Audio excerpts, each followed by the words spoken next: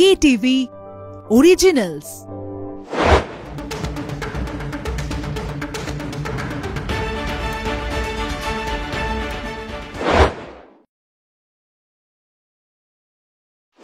শুভ নববর্ষ আপনাদের সবাইকে। আজকে বছরের প্রথম দিন, আর প্রথম দিনেই ঠিক 2 বছর আগে স্টেডিয়াম বুলেটিনের পথ চলা, আর আজকে 2 বছর পূর্ণ হলো।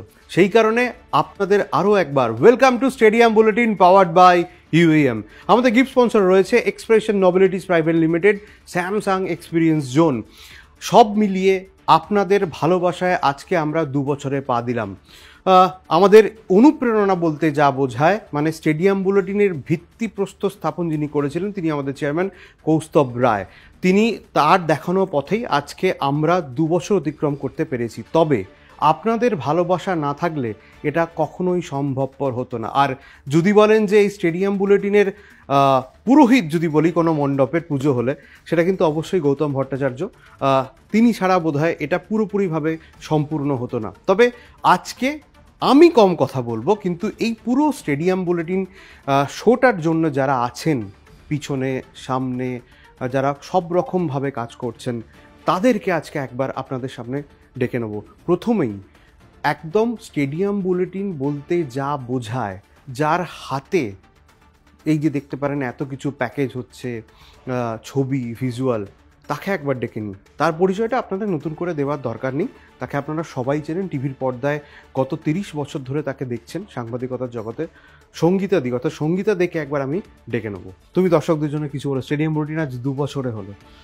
স্টেডিয়াম বুলেটিন 2 বছর কেন, আরও অনেক বছর চলবে। আপনাদের ভালোবাসা যেরকম রয়েছে আমাদের এই স্টেডিয়াম বুলেটিনের প্রতি, এটাও থাকবে। এবং আপনাদের ভালোবাসাই তো আমাদের আরও অন্যরকম কাজ করার অনুপ্রেরণা যোগায়। সেটা নিয়েই আমরা স্টেডিয়াম বুলেটিনকে আরও অনেক বেশি সফল করব। আপনারা আমাদের সঙ্গে থাকুন, পাশে থাকুন। একদমই আমাদের সঙ্গে থাকুন, পাশে থাকুন, যেভাবে গত 2 বছর থেকেছেন। তবে যাকে না ডাকলে, ওই যে গৌতমদা বারবার বলেন না যে তার ওয়ালেট কখনো দেখা যায় না, তো সেই জয়জ্যোতি ঘোষকে একবার ডেকে নেবো। আমাদের জয়জ্যোতি ঘোষ, জয় তুমি এসো। আজকে কি তোমার ওয়ালেট দেখা যাবে? জয় আসছে, জয়কে জিজ্ঞাসা করো যে আজকে স্টেডিয়াম বুলেটিনে 2 বছর হলো, তোমার কি ওয়ালেটটা দেখা যাচ্ছে? ওয়ালেট দেখা যাচ্ছে, এবং এটার পরেও ওয়ালেট দেখা যাবে। ওয়ালেট দেখা যায়, এটা একটা ম্যাল প্রোপাগান্ডা আমাকে নিয়ে, যাই হোক। তবে যেটা মূল বিষয় সেটা হচ্ছে স্টেডিয়াম বুলেটিন আজকে 2 বছর পূর্তি। কোথাও যেন মনে হয় এই সময়ের গতিবেগ আলোর থেকেও বেশি। আর 2 বছর মানে টাইম ফ্লাইজ, মানে যখন শুরু হয়েছিল প্রথম দিন, এখনো পরিষ্কার মনে আছে সেই দিনটার কথা। আজকে দেখতে দেখতে মানে এক পলকে যেন 2 বছর হয়ে গেল। অবশ্যই অর্পণদার কৃতিত্ব রয়েছে, এবং আমাদের স্টার গৌতম ভট্টাচার্য রয়েছেই, এবং তার ভিডিও বার্তা আসবে। সঙ্গীতাদিকে হয়তো স্টেডিয়াম বুলেটিনে সবসময় দেখা যায় না, তবে ব্যাকবোন সঙ্গীতাদি সবসময় তিনি একদম প্রোডাকশন লিড করেন। এবং যখন এই এত ভালো অনুষ্ঠানটা হয়, তার অনেকেই তো মানে এটা তো টিম গেমের মধ্যে অন্যতম মানে সেনাপতি বলা যেতে পারে এই সঙ্গীতা দেখে। একদমই তাই, এটা নিয়ে কোনো ডাউট নেই। আমাদের এই যে পুরো শোটা হয়, শোয়ের পিছনে যারা রয়েছে তাদেরকে তো অবশ্যই ডেকে নেবো একবার। তবে তার আগে মুম্বাই থেকে গৌতম ভট্টাচার্য কি বলছেন, কি বার্তা দিচ্ছেন আপনাদের জন্য, সেটা একবার দেখাই। কালকে রাত্রে করুণার ইনিংসের সময় কমেন্ট্রি করতে করতে বারবার মনে হচ্ছিল স্টেডিয়াম বুলেটিনের কথা। আমাদের মতো স্টেডিয়াম বুলেটিনের মতো এক একটা প্রকল্পের জন্য করুণারা কিন্তু আদর্শ। ভেবে দেখুন, একজন মানুষ, তার কোনো রকম সেই অর্থে সলিড ফাইন্যান্সিয়াল ব্যাকআপ নেই, পেছনে কোনো মুরব্বী নেই, গডফাদার নেই, কিভাবে লড়ে গোটা ভারতবর্ষের সামনে কালকে তাদের ক্রিকেট সিস্টেমটাকে লিটারালি বেআব্রু করে দিলেন। বলে দিলেন যে আমার অনেক আগে সুযোগ পাওয়া উচিত ছিল। যে মানুষটা জীবনের সেকেন্ড টেস্ট ম্যাচে 300 করেছে, 6টা টেস্ট ম্যাচে যার অ্যাভারেজ 62, তাকে এতদিন বসিয়ে রেখে দিয়েছিল। কি অসাধারণ অনুপ্রেরণার একটা ফুলকি। কবির সুমনের গানটা মনে পড়ে গেল, গানের সেলাইনটা, যে যেখানে লড়ে যায় আমাদের লড়া। আমরাও তাই স্টেডিয়াম বুলেটিনে যে যেখানে লড়ে যায়, আমরাও তো লড়ে যাচ্ছি, 2 বছর ধরে লড়ে যাচ্ছি, এবং আপনাদের প্রাধান্যতাও পাচ্ছি। 2 বছর আগে নববর্ষে যখন স্টেডিয়াম বুলেটিন শুরু হয়, তখন আমরা ভাবতেই পারিনি যে এই চেহারা আজকে নেবে, এত বেশি দর্শক আসবেন ইউটিউবে, ফেসবুকে, এমনকি ইনস্টাতেও। এর আগে স্টেডিয়াম বুলেটিন অনুষ্ঠানটা কিন্তু আগে ঐতিহাসিকভাবে কলকাতা টিভিতে ছিল। কলকাতা টিভির যিনি চেয়ারম্যান শ্রী কৌস্তব রায় অনেক আগেই এটা ডিজাইন করেছিলেন। মাঝখানে কিছু বছর এটা বন্ধ ছিল। তারপর আমি যখন অর্পণ ঘোষ, যিনি ডিজিটাল হেড, তাকে গিয়ে বলি অর্পণ এক কথায় রাজি হয়ে যায়। এবং তারপরে আমি, জয়জ্যোতি ঘোষ এবং অর্পণ এই তিনজন মিলে এই অনুষ্ঠানটা মূলত তৈরি করা হয়, এবং তার সঙ্গে অবভিয়াসলি অন্য অ্যাঙ্কাররাও কাজ করেছে, শাশ্বতী করেছেন, ইন্দ্রাণী করেছেন। কিন্তু সবচেয়ে ইম্পর্টেন্ট হচ্ছে আসলে আমরা কেউ করিনি, একটা টিম কাজ করেছে, আর সবচেয়ে বড় সেই টিমটা সাপোর্ট পেয়েছে আপনাদের কাছ থেকে।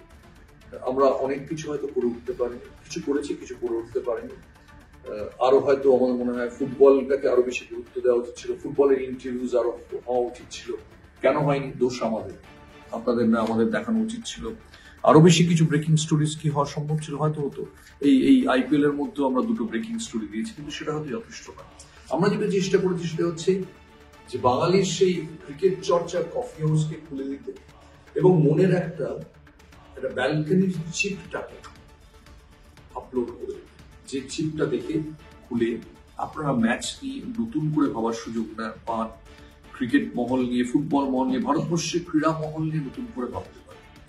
এবং বিশ্বাস করুন যে 2 বছর পূর্তিতে মনে হচ্ছে এই তো জাস্ট শুরু হল, এবং এত মানুষ যে ইউটিউবে, ইনস্টাগ্রামে, ফেসবুকে আমাদের সঙ্গে থাকবেন, আমাদের কুইজের উত্তর দেবেন, এটা আমরা ভাবতেই পারি।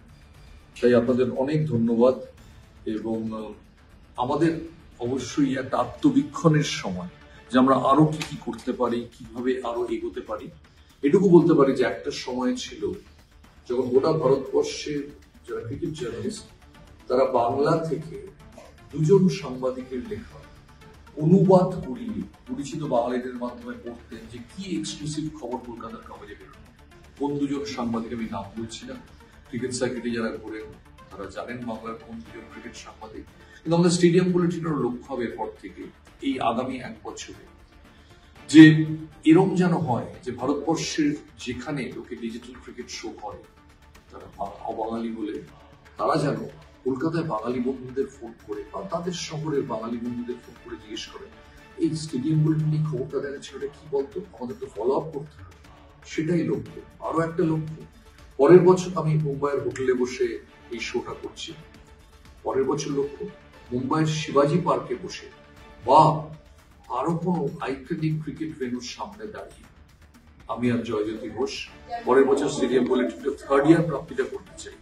এখনকার মতো এই 2 বছরের 2nd বছর পূর্তিতে আপনাদের অনেক অনেক শুভেচ্ছা, অভিনন্দন এবং কৃতজ্ঞতা। আপনারা না থাকলে আমরা কিন্তু থাকতেই পারি।